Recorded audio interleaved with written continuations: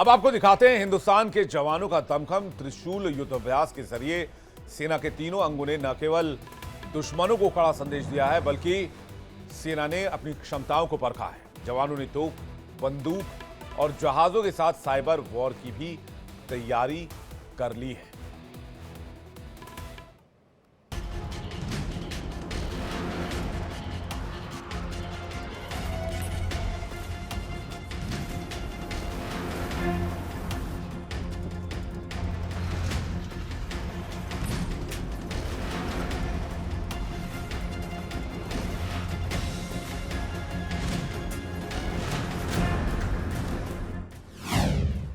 तोपें गरजी,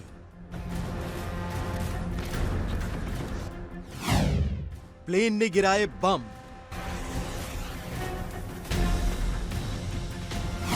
नौसेना ने दिखाया शौर्य।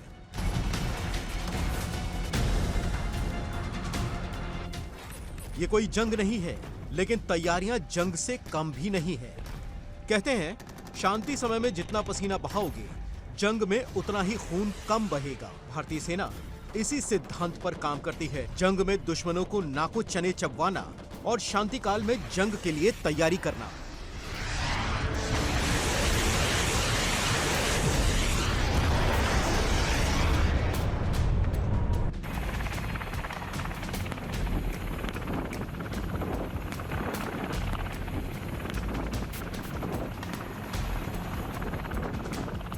अपनी तैयारियों को धार देने के लिए भारतीय सेना ने बहुत बड़े स्तर पर युद्धाभ्यास किया। इसमें सेना के तीनों अंगों आर्मी, एयरफोर्स और नेवी शामिल हुए और इसलिए इसे नाम दिया गया त्रिशूल।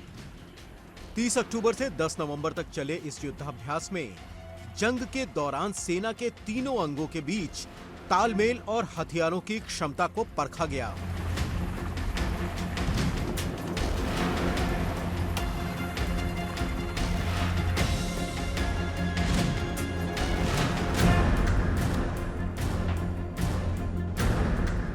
इस अभ्यास में करीब 30,000 जवान शामिल हुए।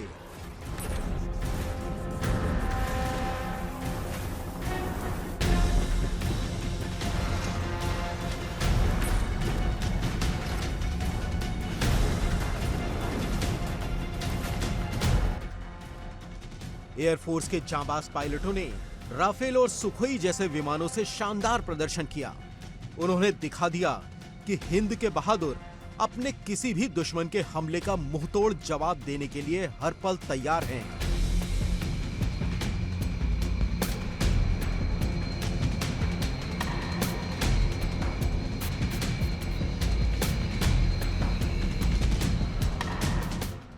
इसके अलावा आर्मी की ओर से भी Akash missile system, drone, infantry combat vehicle और टैंकों के साथ ही आर्टिलरी विंग ने भी बढ़ चढ़कर हिस्सा लिया।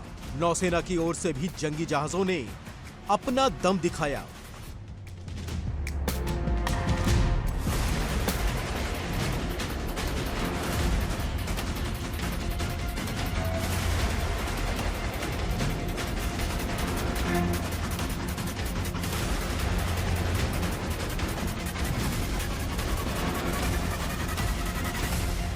भारतीय सेना ने पाकिस्तानी सीमा के पास राजस्थान, गुजरात और उत्तरी अरब सागर में अपना जौहर दिखाया। इस अभ्यास के जरिए पाकिस्तान को सीधा संदेश दिया गया कि अगर उसने एक बार फिर भारत पर हमले की हिमाकत की, तो हिंद के वीर लाहौर और कराची में भी तिरंगा फहरा सकते हैं। अब आइए आपको बताते हैं कि तीनों सेनाओं के किन घातक हथियारों ने इस अभ्यास में हिस्सा लिया।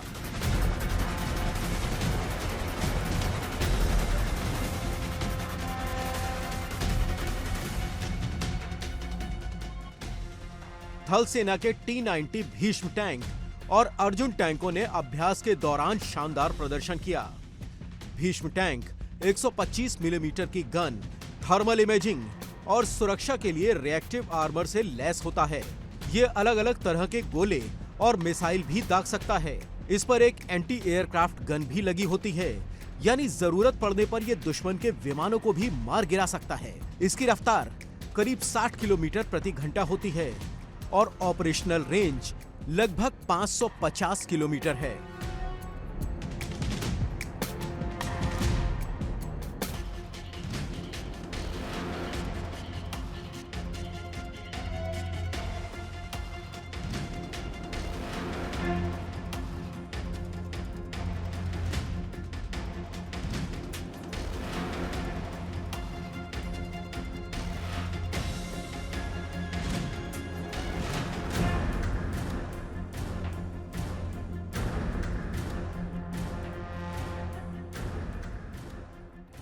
स्वदेशी तकनीक से लैस अर्जुन टैंक सेना के मुख्य हिस्सों में से एक है। इसका विकास डीआरडीओ ने किया।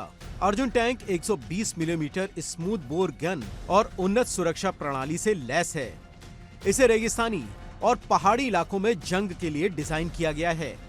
करीब 1400 हॉर्स पावर का इंजन इस टैंक को अधिकतम 70 किलोमीटर प्रति घंटे की रफ्तार दे सकता है।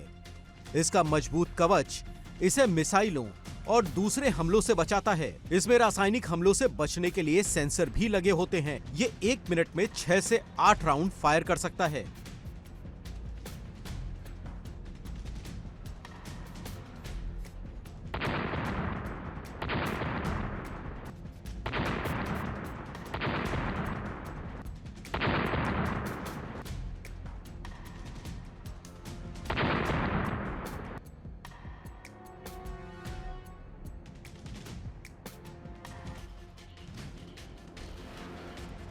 त्रिशूल युद्धाभ्यास में नेवी के कोलकाता क्लास डिस्ट्रॉयर ने शानदार जौहर दिखाए। इनका विकास Mazagon dock ship builders limited की ओर से किया गया। ये जहाज अत्याधुनिक सेंसर्स और शानदार हथियारों से लैस है। खास बात यह है कि इसमें एक साथ 16 ब्रह्मोस मिसाइलें तैनात की जा सकती हैं। इनमें आईएनएस कोलकाता, आईएनएस कोच्चि और आईएनएस चेन्नई शामिल हैं। इनकी अधिकतम स्पीड 30 समुद्री माइल से ज्यादा है। त्रिशूल युद्धाभ्यास में आधुनिक युग के जंग की तैयारियां की गईं।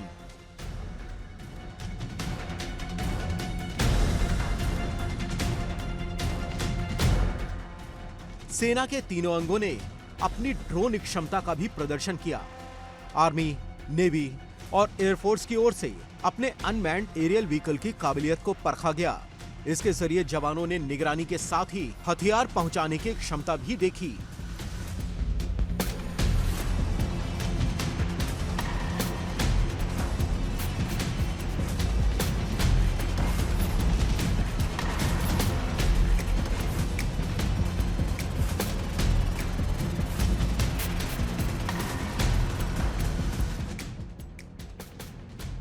इसके अलावा साइबर रणभूमि को भी त्रिशूल युद्धाभ्यास में जगह दी गई।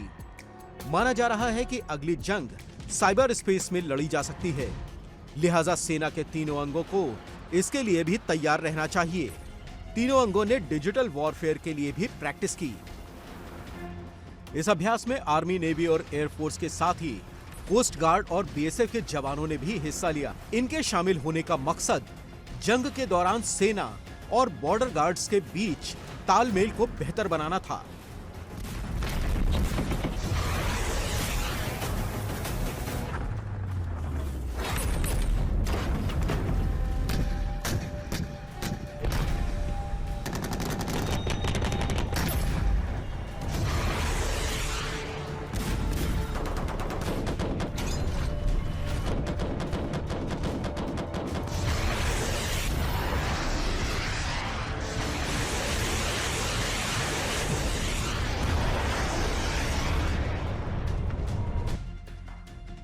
साफ है कि त्रिशूल युद्धाभ्यास के जरिए हिंद के वीरों ने पाकिस्तान समेत देश के हर दुश्मन को मजबूत संदेश दिया कि अगर भारत की ओर आंख उठाकर देखा तो भारत के जवान आंखें निकाल लेने का दम रखते हैं।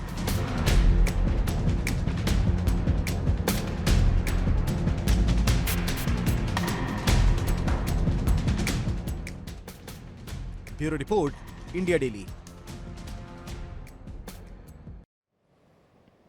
और इस वक्त बड़ी खबर आ रही है गाजा से। इजराइल सुरक्षा बलों ने मार गिराए हमास के 2 आतंकी। इजरायली सुरक्षा बलों का दावा है दोनों आतंकी जवानों के बहुत करीब पहुंच गए थे और उनके लिए खतरा बन सकते थे। इन्हें देखते हुए उन्हें मार गिराया गया है। बड़ी खबर इजराइल हमास जंग से जुड़ी हुई।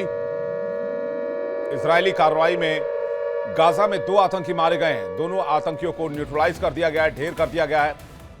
और इजराइल का कहना है कि ये दोनों आतंकी जवानों को नुकसान पहुंचा सकते थे, इजरायली सैनिकों पर हमला कर सकते थे, इसलिए इन्हें न्यूट्रलाइज कर दिया गया, इनको ढेर कर दिया गया।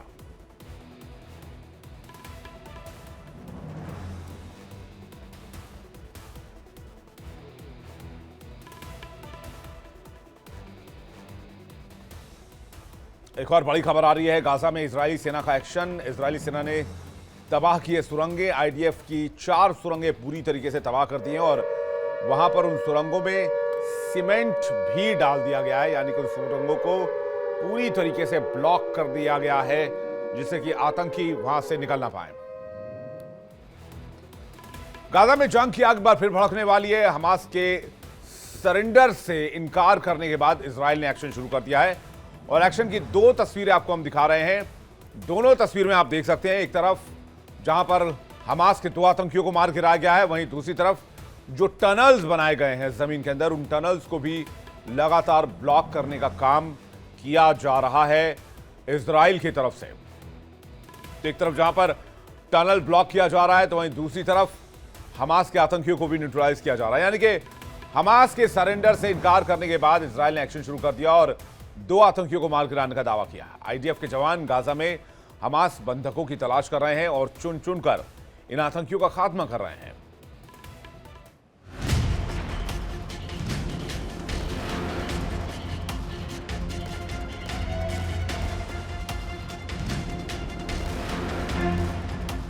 फिर दहला गाजा, सीज फायर के दौरान फायरिंग, फिर लाल हुई गाजा की जमीन।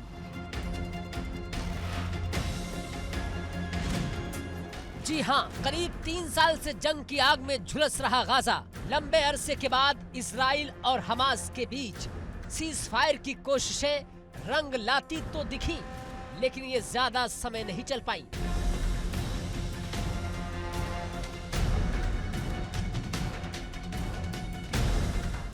मध्यस्थों की कोशिशें हमास के अड़ियल रवैये के आगे नाकाम होती दिखाई दे रही हैं।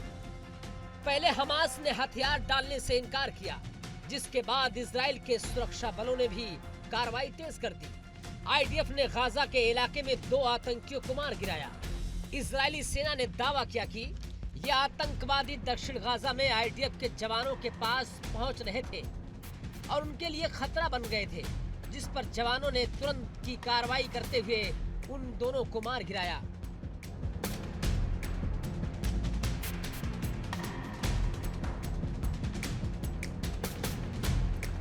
अक्टूबर 2023 को हमास के हमले के बाद से शुरू हुई इजराइल की कार्रवाई अब तक जारी है।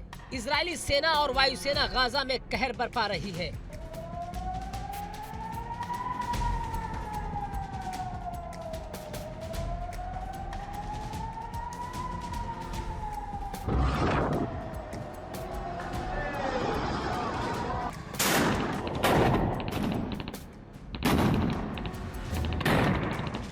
इजरायली सेना हमास के आतंकवादियों का खात्मा करने और बंधकों की सुरक्षित रिहाई के लिए हर संभव कदम उठा रही है।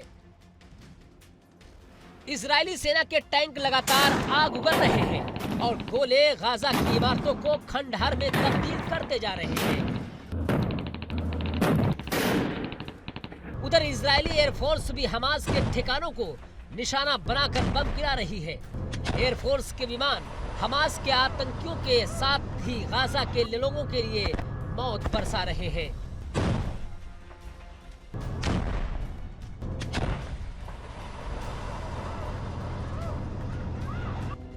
दो साल से ज्यादा समय से चली आ रही इस लड़ाई में काफी समय से दोनों पक्षों के बीच बातचीत करवाने की कोशिशें की जा रही हैं। आखिरकार ये कोशिश कामयाब भी हुई, लेकिन हमास की अल कासिम ब्रिगेड के आतंकियों ने सरेंडर करने से इनकार कर दिया। अल कासिम ब्रिगेड की ओर से साफ तौर पर कहा गया कि गाजा ने राफा इलाके में मौजूद उनके साथी सरेंडर नहीं करेंगे।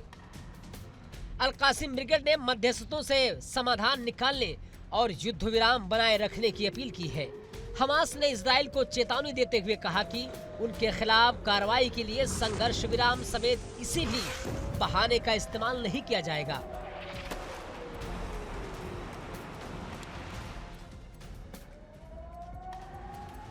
इजराइल और हमास के बीच युद्ध के लिए मध्यस्थों ने हमास के आतंकियों को सुरक्षित रास्ता देकर उनके हथियार छोड़ने का प्रस्ताव रखा है।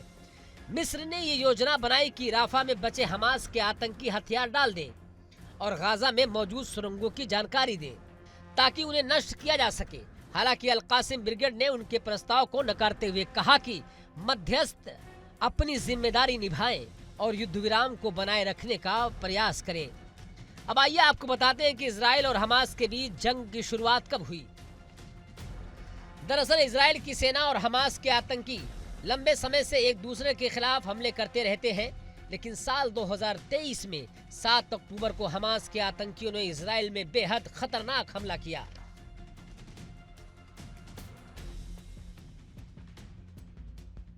लगातार आतंकियों ने इजराइल के अंदर भीषण कत्लेआम मचाया। उन्होंने सरहद पर बनी दीवार, कटीली तारों को काटा और भारी सुरक्षा के बावजूद जमीन, समंदर और आसमान के रास्ते इजराइल पर हमला बोला। इस दौरान कई लड़ाके पैराग्लाइडर्स के जरिए इजराइल में दाखिल हुए। ये अपनी किस्म का पहला हमला था। इजराइल समेत पूरी दुनिया ने शायद इतना भीषण हमला पहले नहीं देखा था।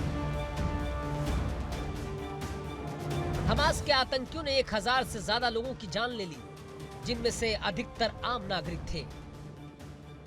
आतंकियों ने इजराइल की सुरक्षा चौकियां, किबुत्स और म्यूजिक फेस्टिवल पर भीषण हमला किया, जहां कई लोगों की मौत हो गई। इस कत्लेआम के बाद गाजा लौटते समय आतंकवादी अपने साथ कई लोगों को बंधक बनाकर साथ लाए थे। हमास के आतंकियों के खात्मे और बंधकों की सुरक्षित वापसी के लिए पीएम नेतन्याहू के आदेश पर इजरायली सेना ने गाजा की ओर कूच किया। इन्फेंट्री से लेकर टैंक और वायुसेना ने भीषण हमले किए। अब तक जारी इन हमलों में गाजा एक मलबे के ढेर में बदलता जा रहा है। इस दौरान बड़ी संख्या में आम लोगों की भी मौत हो रही है। आइए आपको बताते हैं कि इस जंग में हमास के कौन कौन से साथी इजराइल से लड़ रहे हैं। हूती आतंकी। हमास के आतंकियों के सरेंडर से इनकार करने के तुरंत बाद ही हमास का साथ निभाने वाले हूती आतंकियों ने भी इजराइल के खिलाफ हमले तेज करने की धमकी दी। हूती आतंकी की ओर से कहा गया कि अगर गाजा में युद्ध विराम टूट गया तो वो इजराइल के खिलाफ मिसाइल और ड्रोन हमले फिर शुरू कर देगा।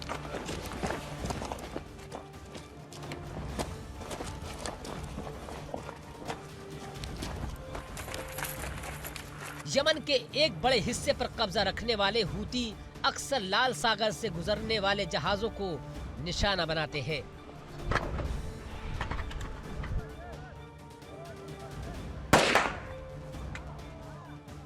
हूती की तादाद करीब 1.5 लाख है। उनके पास अत्याधुनिक बंदूकों के साथ ड्रोन और एडवांस मिसाइलें भी हैं। कुछ रिपोर्ट्स में ये भी कहा गया कि हूतियों के पास ईरान के करीब 1000 मिसाइलें हैं। उसके आतंकियों को ईरान के साथ ही हिजबुल्लाह भी ट्रेनिंग देता है।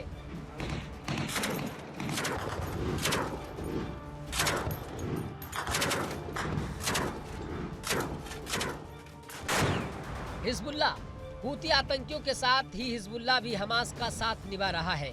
हिजबुल्लाह के पास करीब 1 लाख की फौज है, जिन्हें ईरान की ओर ट्रेनिंग और हथियार दिए गए।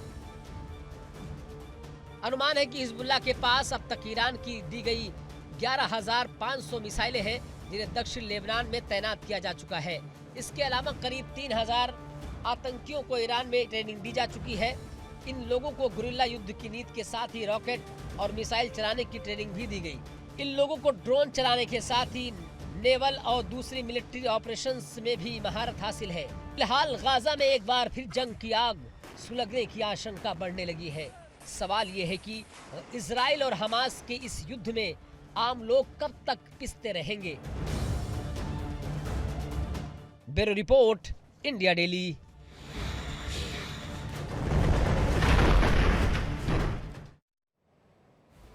और चलिए बात करते हैं रूस और यूक्रेन के बीच जारी जंग की। यूक्रेन पर कब्जे के लिए रूस हर तरह की कोशिश कर रहा है। अपनी इन्हीं कोशिशों के तहत रूस ने यूक्रेन पर पिछले 10 महीनों से करीब ऐसा कहर बरपाया है कि कीव से लेकर खार्किव तक पूरा देश धुएं और राख में तब्दील हो गया है।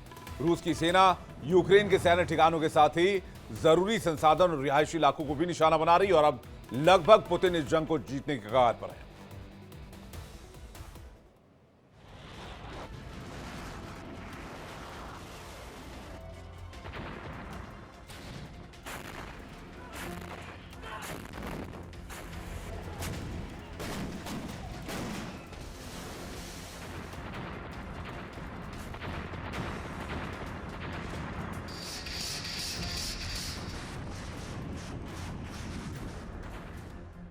रूस यानी पुतिन का वो रूस जो अब सिर्फ गोलियों से नहीं बमों की बारिश से यूक्रेन को तबाह कर रहा है।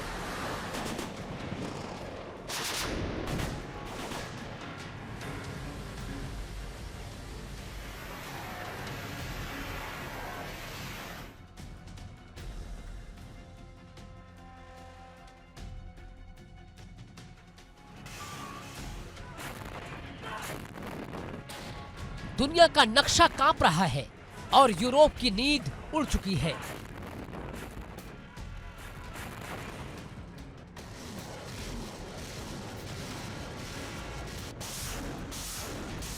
क्योंकि रूस ने वो कर दिखाया है जो अब तक इतिहास में नहीं हुआ।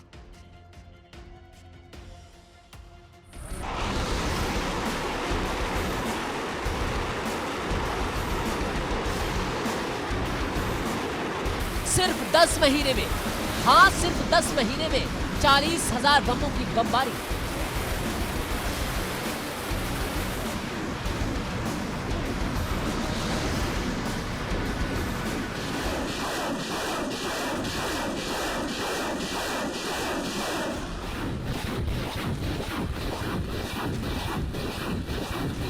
जी हाँ, 40,000 बम, और हर बम ने किसी न किसी शहर का चेहरा मिटा डाला।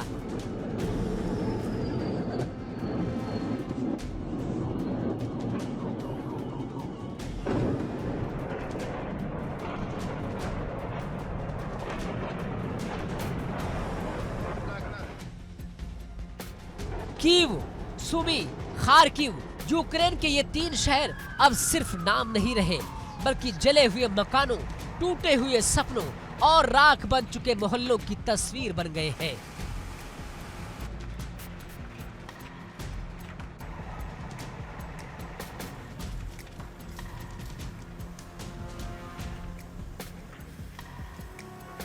रूस की फौज ने रिहायशी इलाकों को निशाना बनाया जहां कभी बच्चे खेला करते थे।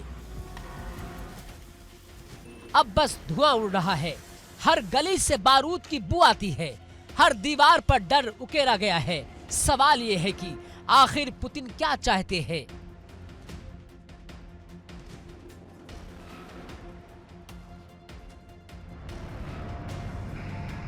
क्यों इस कदर तबाही मचा रहा है रूस? क्या ये सिर्फ युद्ध है या तीसरे विश्व युद्ध का ट्रेलर है?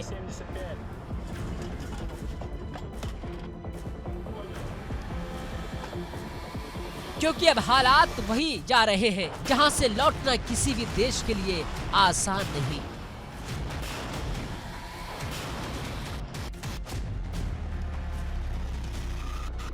तस्वीरें डराने वाली है। कीव के ऊपर बम बरस रहे हैं, सूबे में जमीन धंस रही है, खार्किव में घरों के मलबे में दबे लोगों की चीखें गूंज रही है।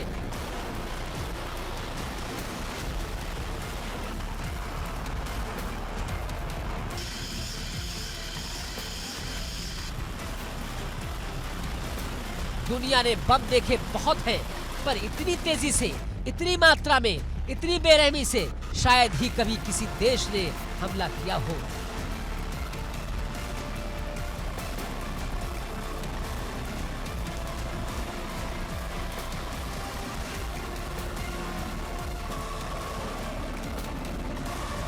यूक्रेन की सेना का दावा है कि रूस ने 2024 के 10 महीनों में ही 40,000 से ज्यादा गाइडेड बम गिरा दिए हैं।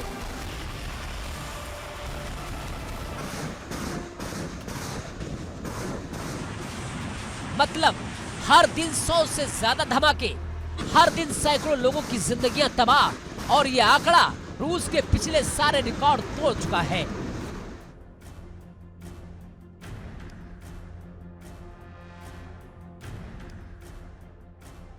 रूस की बमबारी सिर्फ एक सैन्य रणनीति नहीं, ये है पुतिन की मनोवैज्ञानिक जंग, जहां दुश्मन की हिम्मत तोड़ने के लिए उसके शहर, उसके घर, उसकी उम्मीदें तबाह की जाती हैं। यूक्रेन का एक एक इलाका अब भय का मैदान बन चुका है। कीव कभी इस देश का दिल था, अब वहां की गलियों में बस धुआं और राख। सुमी, जहां से कभी स्कूल की घंटियां सुनाई देती थी, अब वहां सिर्फ सायरन की आवाज आती है। और खार्किव, जो यूक्रेन का औद्योगिक दिल था, अब एक शहर का मलबा बन चुका है।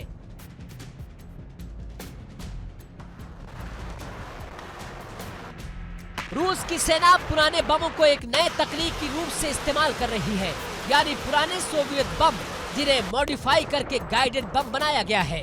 पुतिन की रणनीति साफ है कि कम खर्च में ज्यादा तबाही, पुराने बम लेकिन असर जानलेवा।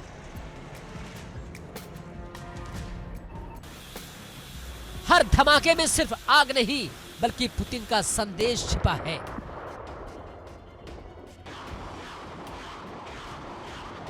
हम रुके नहीं हैं और रुकेंगे भी नहीं। यूक्रेन के डिफेंस सिस्टम हर दिन जंग लड़ रहे हैं, लेकिन रूस के बमों की बरसात इतनी तेज है कि हर मिसाइल रोकना नामुमकिन हो गया है।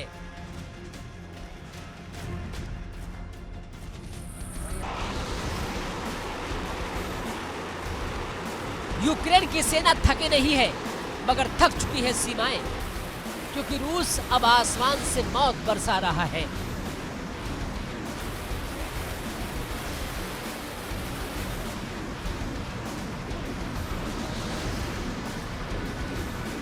बम सिर्फ जमीन पर नहीं तोड़ रहे हैं, तोड़ रहे हैं इंसानियत का भरोसा।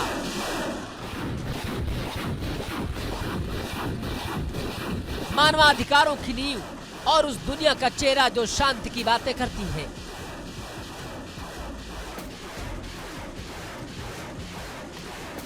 हर बम के साथ एक नई दरार पड़ रही है।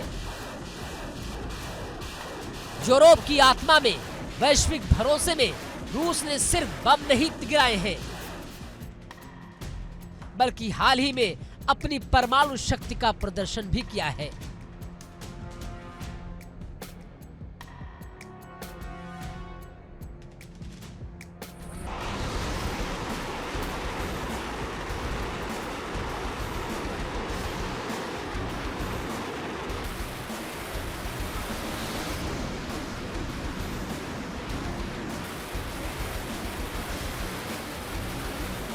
रूस की चेतावनी है कि अगर कोई हमें रोकने की कोशिश करेगा तो अंजाम दुनिया देखेगी। यानी अब युद्ध सिर्फ गोला बारूद तक सीमित नहीं, परमाणु संकेत शुरू हो चुके हैं और यही बात दुनिया को सबसे ज्यादा डरा रही है। यूरोप थर्रा उठा है, क्योंकि अगर रूस अपनी परमाणु क्षमता दिखाने लगा है तो अगला कदम क्या होगा कोई नहीं जानता।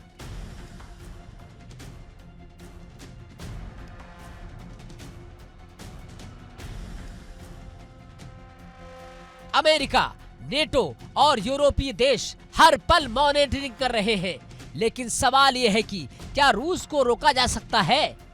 क्या पुतिन अब पीछे हटेंगे? रूस के इस हमले के पीछे रणनीति साफ दिखाई देती है। पहले बमबारी, फिर दहशत, फिर शहरों का कब्जा।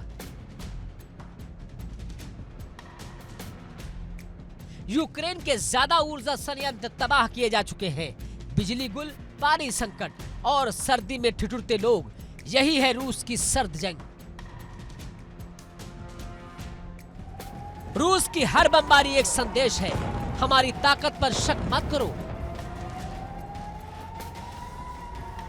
रूस अब सिर्फ युद्ध नहीं लड़ रहा है, वो अपनी ताकत का प्रदर्शन कर रहा है, दुनिया को बताने के लिए कि पुतिन अभी भी खेल में सबसे आगे है।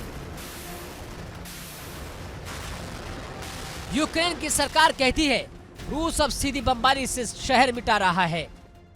कीव में अस्पताल निशाने पर है, स्कूल मलबे में तब्दील है और सड़कों पर टैंक की जगह बस बचे हुए टायर और राख है। हर सुबह यूक्रेन में सूरज नहीं उगता, बल्कि एक नया धमाका होता है। सवाल उठता है कि कब तक चलेगा ये खेल, कब तक निर्दोष लोगों पर बम गिरते रहेंगे और क्या दुनिया बस तमाशा देखती रहेगी? संयुक्त राष्ट्र के बयान आते हैं, लेकिन जमीन पर कुछ नहीं बदलता। 2024 में रूस ने जितनी बमबारी की वो पूरे पिछले 2 वर्षों के मुकाबले दोगुनी है।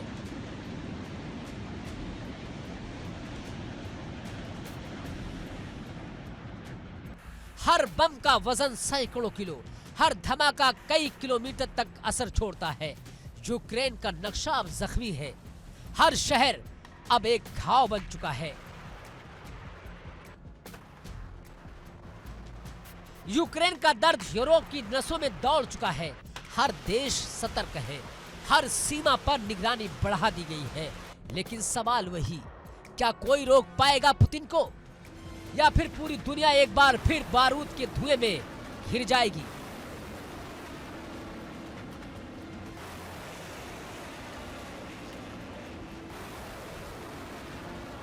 चालीस 40,000 बम 10 महीनों में, हर बम में एक चीख, हर धमाका एक सवाल, कहां जा रहा है ये युद्ध?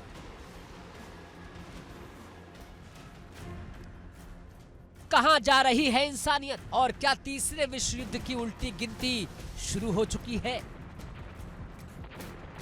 कीव की राख, सुमी की सड़कों और खार्किव की चीखों के बीच एक बात साफ है, रूस ने इस युद्ध को इतिहास की सबसे खौफनाक लड़ाई बना दिया है।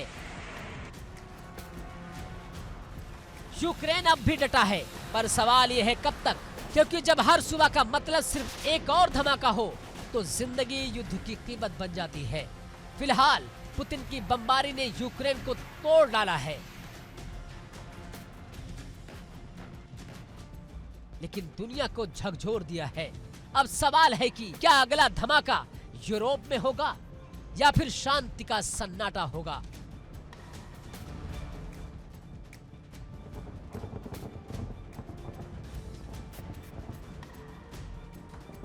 Bureau report, India daily.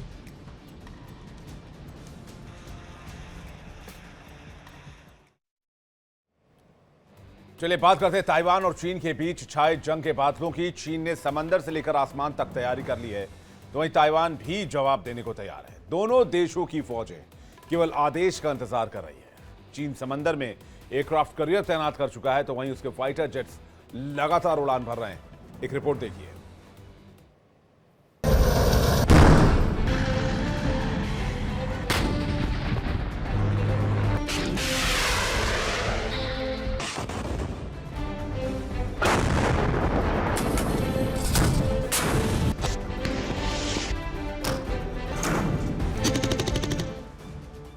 Asia के आसमान पर मंडरा रहा है युद्ध का साया।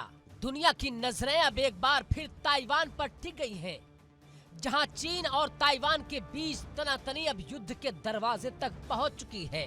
कभी चेतावनी, कभी धमकी, कभी मिसाइल टेस्ट और अब मोर्चेबंदी शुरू।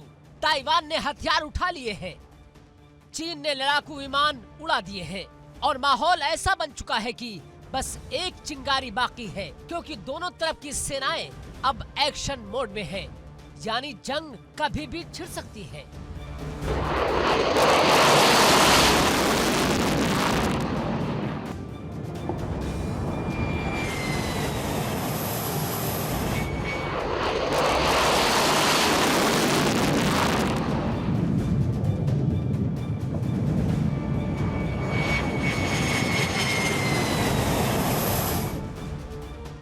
ताइवान ने शुरू किया है एंटी लैंडिंग वॉर एक्सरसाइज, एक ऐसी एक्सरसाइज जो साफ साफ बताती है कि ताइवान अब युद्ध के लिए तैयार है।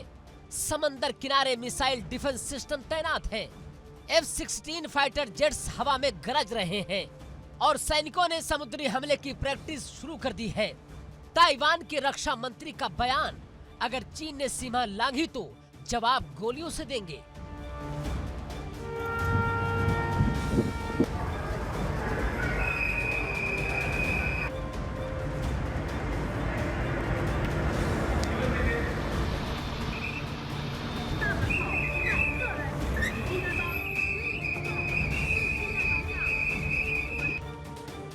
लेकिन उधर चीन भी कहां चुप बैठा है। चीन ने भी पूरे एशिया को संदेश भेज दिया है, ड्रैगन सोया नहीं है, ड्रैगन जगा हुआ है।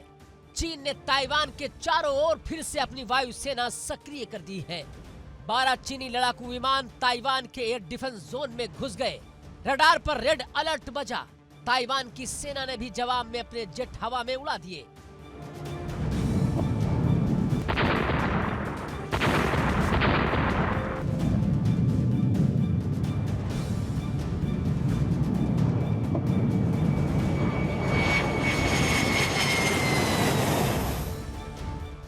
ये कोई सामान्य घुसपैठ नहीं, ये था चीन का पावर शो, एक युद्ध संकेत।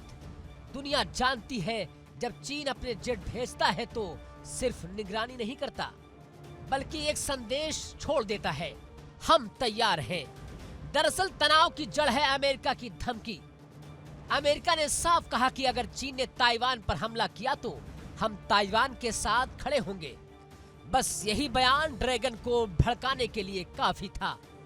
बीजिंग ने कहा कि अमेरिका अगर बीच में आया तो अंजाम बहुत बुरा होगा।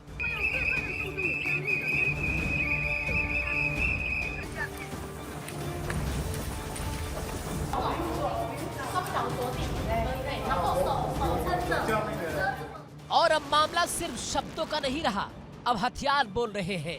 ताइवान के आसमान में गड़गड़ाते F-16, समंदर में तैरते चीनी विध्वंसक जहाज और सीमा के पार टैंक मूवमेंट सब बता रहे हैं कि युद्ध की गिनती शुरू हो चुकी है। ताइवान ने अपने सैनिकों को 24 घंटे हाई अलर्ट पर रखा है। समुद्री तटों पर मिसाइल सिस्टम एक्टिव है।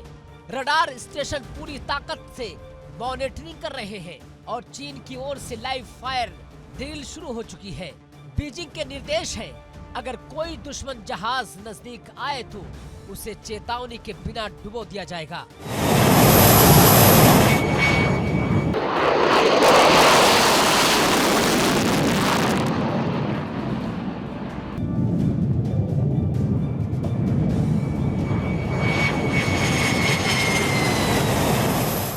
यानी अब बात साफ है, ताइवान बचाव मोड में है, चीन आक्रमण मोड में है।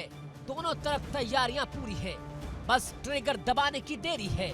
रिपोर्ट्स कहती है कि चीन ने ताइवान में हमले के टारगेट तय कर लिए हैं। सबसे पहले इंडस्ट्रियल जोन, जहां से ताइवान की अर्थव्यवस्था चलती है।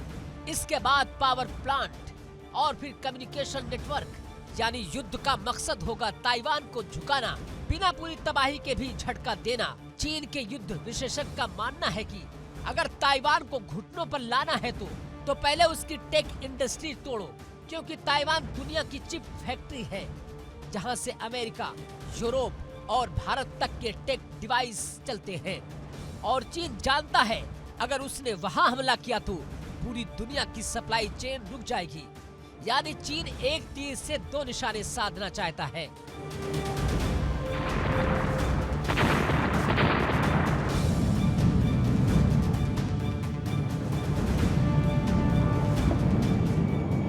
और अब ताइवान को यह खतरा समझ में आ चुका है, इसलिए युद्धाभ्यास में इस बार सिर्फ फौज नहीं बल्कि नागरिक वॉलंटियर्स भी शामिल किए गए हैं।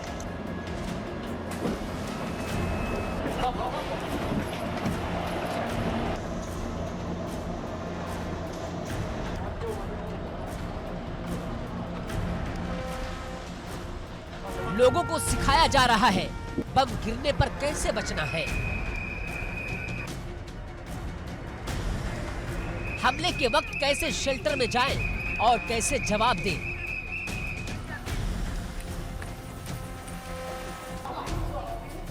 बीजिंग की चेतावनी साफ है, अगर किसी देश ने ताइवान का साथ दिया तो उसे भी अंजाम भुगतना होगा। दूसरी ओर जापान ने भी अपनी नेवी एक्टिव कर दी है।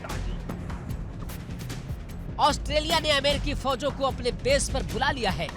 यानी अब एशिया का पूरा माहौल बारूद की गंध से भरा हुआ है। हर कदम पर अब सिर्फ दो चीजें हैं, दहशत और तैयारी। दहशत की हमला कब होगा, तैयारी की कैसे रोका जाए। अगर युद्ध छिड़ा तो सबसे पहले जंग होगी समंदर की, फिर हवाई हमला और अंत में जमीनी घुसपैठ। ताइवान की सेना कहती है, हम हर बीच, हर तट, हर पुल की रक्षा करेंगे। लेकिन चीन का इरादा है 48 घंटे में ताइवान को चारों ओर से घेर लेना। विश्लेषकों का कहना है कि अगर ये जंग शुरू हुई तो ये सिर्फ सीमित युद्ध नहीं रहेगा। चीन का मुकाबला सिर्फ ताइवान से नहीं होगा बल्कि पूरे पश्चिमी गुट से होगा। और यही वजह है कि वाशिंगटन, टोक्यो और सियोल तीनों की नींद उड़ी हुई है।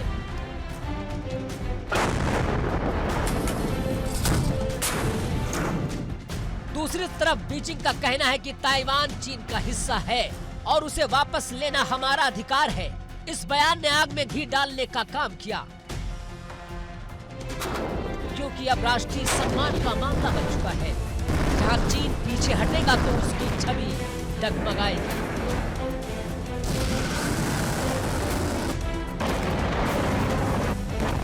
और ताइवान झुकेगा तो उसकी आजादी खत्म होगी। अब तस्वीर साफ है, एक तरफ ड्रैगन, दूसरी तरफ ईगल का साथी द्वीप। एशिया का सबसे खतरनाक संघर्ष बस एक क्लिक दूर है। जरा सोचिए, अगर चीन ने हमला किया तो पहला वार ताइवान की टेक फैक्ट्री पर होगा, दूसरा उसके बिजली संयंत्रों पर होगा, तीसरा एयरबेस पर होगा और चौथा और पूरे एशिया के संतुलन पर। यानी ये जंग सिर्फ दो देशों की नहीं होगी, ये जंग आर्थिक और रणनीतिक सत्ता की होगी। दुनिया इस वक्त वही सवाल पूछ रही है, क्या ताइवान का अगला सूरज शांति लेकर आएगा या मिसाइलों की बरसात लेकर?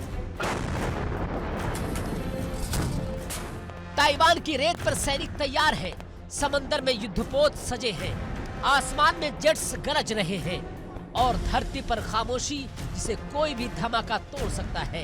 क्योंकि जब ड्रैगन गरजता है तो सिर्फ सीमा नहीं, पूरी दुनिया कांपती है।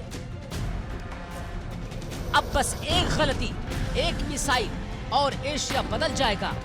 युद्ध की गिनती शुरू हो चुकी है, ताइवान तैयार है और चीन वो तो बस मौके का इंतजार कर रहा है। Bureau report, India daily.